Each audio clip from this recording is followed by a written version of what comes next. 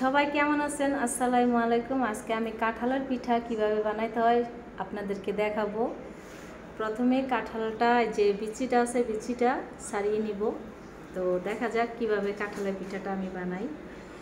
অনেকক্ষণ কাজ করছিলাম, কাজ করার পরে কাজেতে এসে তারপরে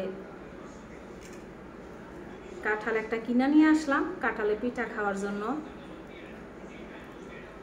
তো নিয়ে আসলাম, বুঝছেন, অনেকদিন পরে মন চাইছে, বছরে একবার এই ফলটা আসে, সবসময় তো পাওয়া যায় না। তো কাঁঠালের পিঠাটা অনেকে জানে না কিভাবে কাঁঠালের পিঠাটা তৈরি করতে হয়। তো আজকে আমি এই কাঁঠালের পিঠাটা তৈরি করে দেখাবো।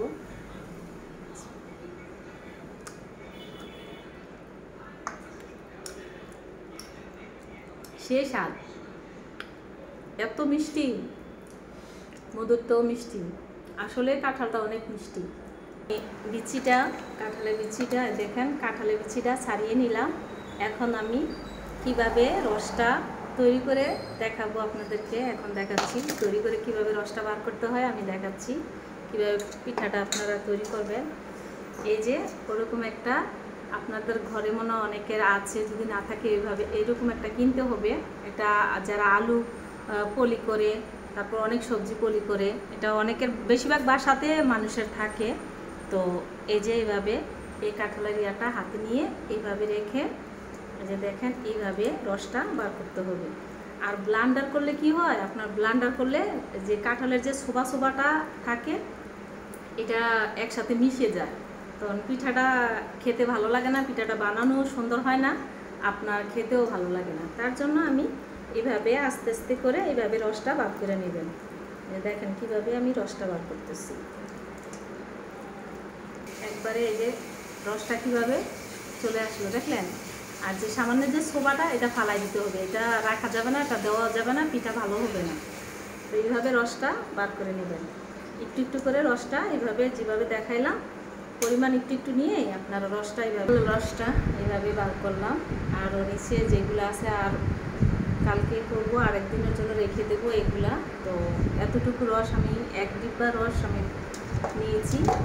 আর এই যে বিচিগুলা আলাদা করে তারপর কাঁঠালের রসটা আমি নিলাম। কীভাবে নিলাম আপনাদেরকে দেখাইলাম। এভাবে নিতে অনেক সহজ, আর পিঠাটা সফট থাকে। আপনি ব্লান্ডারে যদি ব্লান্ডার করতে যান এই ছোবাটা থাকে, পিঠাটা খেতে মজা লাগে না। তো আমি পিঠাটা কিভাবে তৈরি করতে হয় আপনাদেরকে এখন দেখাবো। এই যে রসটা আমি পুরাটা নিলাম। এখন আমি ময়দা, আমার যতটুকু রস পরিমাণ মতো ময়দা দিয়ে দিলাম।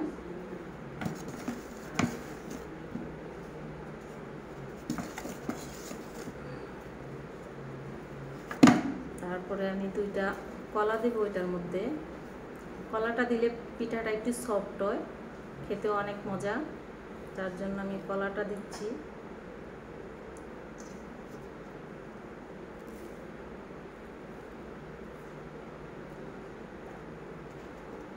তারপরে আপনার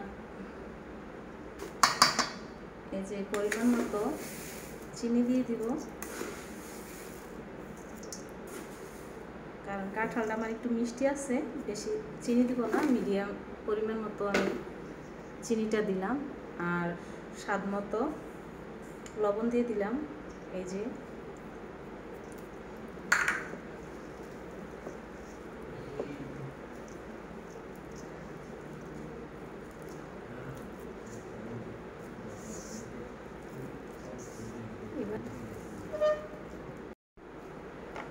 আমি এখন ডিপ্লোমার গুঁড়া দুধ এই জায়গায় ইউজ করব।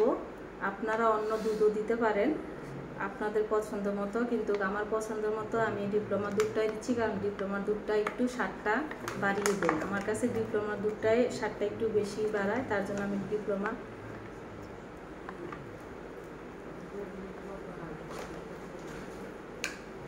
যে এখন এই যে দেখুন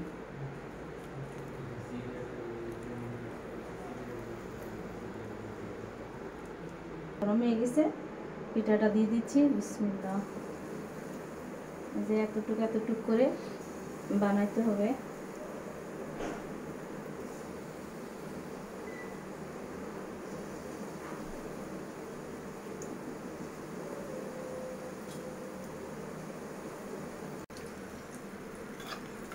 যে দিলাম,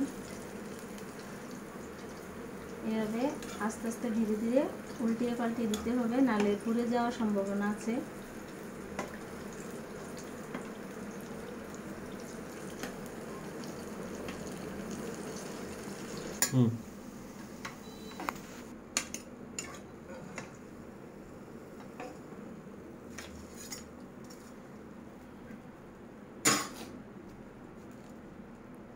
তৈরি হয়ে গেল আমার কাঁঠালের পিঠা।